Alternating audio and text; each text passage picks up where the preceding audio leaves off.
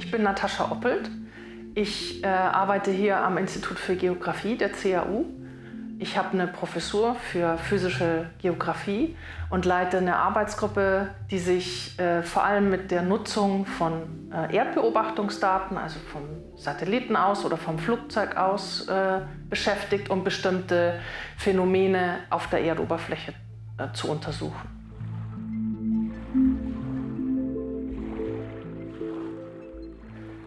Ich bin ja eigentlich ich bin eine Landratte, das heißt, ich komme aus München und habe mich quasi erst ans Meer so ein bisschen herantasten müssen. Und inzwischen ist es so, dass ich sowohl beruflich über einige Projekte, die inzwischen über deutlichen Meeresbezug haben oder auch einen Küstenbezug, über das Meer forsche und im Meer forsche, aber auch persönlich einfach einen viel besseren Zugang zum Meer habe und inzwischen vor allem die Küste einfach nur genieße. Ich bin Rebecca, ich bin Masterstudentin im Fach Nachhaltigkeit, Umwelt und Gesellschaft und arbeite nebenbei beim Klick Umweltbüro der Uni Kiel. Das Meer bedeutet sehr viel für mich. Früher hatte ich eher Angst vor dem Meer. Und als ich dann angefangen habe zu tauchen, hat sich für mich irgendwie eine neue Welt offenbart. Und ja, es hat mich einfach fasziniert, was in den Meeren vorgeht, was da für Lebewesen sind.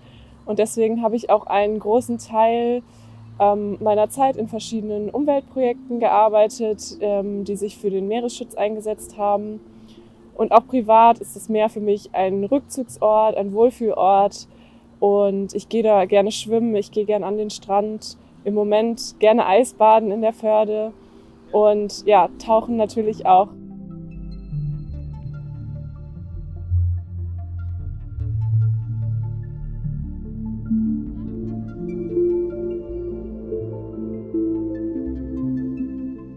Mein Name ist Jürgen Maat.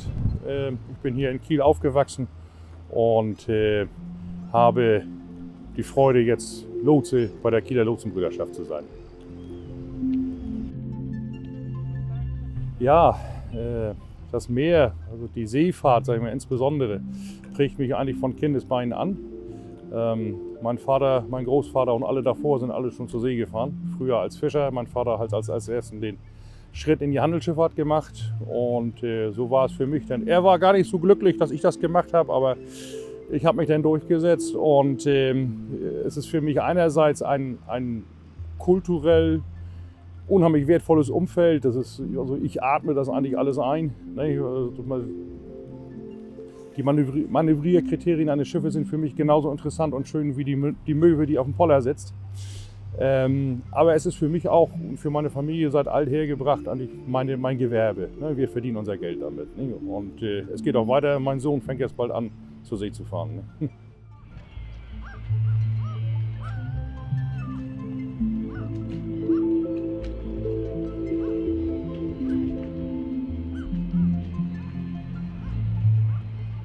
Ich war sehr glücklich, als ich erfahren habe, dass ich und mein Team Teil der Mosaik-Expedition sind und sein dürfen. Wir haben sehr lange eigentlich daran hingearbeitet. Wir haben 2017 und 2018 schon an Expeditionen in die Arktis teilgenommen und sind quasi als Wissenschaftler zuständig gewesen für die Untersuchung von Schmelzwassertümpeln, sowohl am Boden wie auch vom Satelliten aus, um so eine räumliche Verteilung von Schmelzwassertümpeln und von der Entwicklung von Schmelzwasser auf dem Eis zu ermöglichen. Und der Hintergrund dafür ist, dass das arktische Meereis immer mehr schmilzt, sowohl in der Ausdehnung wie auch in der Dicke. Und ein ganz wesentlicher Prozess dabei ist eben schon die Entwicklung von kleinen Tümpeln, von kleinen Schmelzwassertümpeln auf dem Eis, weil über die Eis-Albedo-Rückkopplung die das vermehrte Schmelzen des Eises auch noch begünstigen. Und dafür ist es sehr interessant, dass man das versteht, wie passiert das und wie funktioniert das. Und wir machen das vor allem, um die Verbesserung von Klimamodellen zu ermöglichen mit unseren Daten.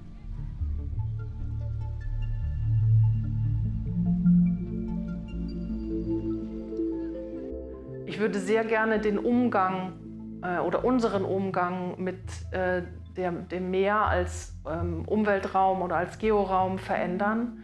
Wir wissen noch sehr wenig tatsächlich über das Meer und es gibt noch so viel zu erforschen und wir sollten das Meer erhalten und wir sollten die Lebensräume erhalten, um die Schönheit und auch um die Funktionalität vom Lebensraum Meer zu erhalten, um es tatsächlich auch selbst genießen zu können.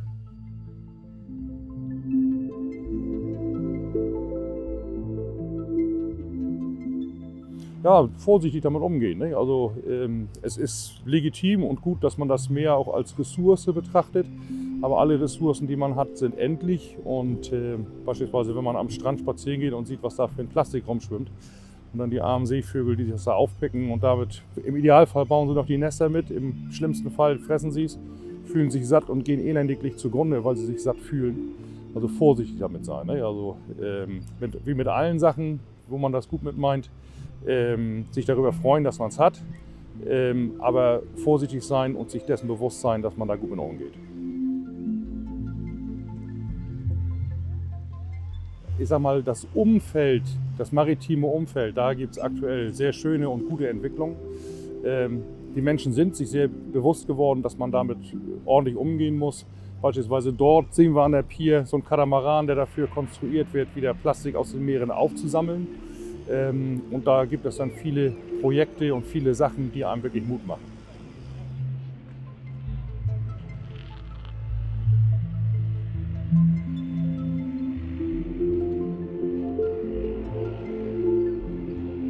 Ich würde mir wünschen, dass wir alle achtsamer mit dem Meer umgehen, denn ich denke, das bringt uns alle voran, nicht nur das Meer, sondern auch uns.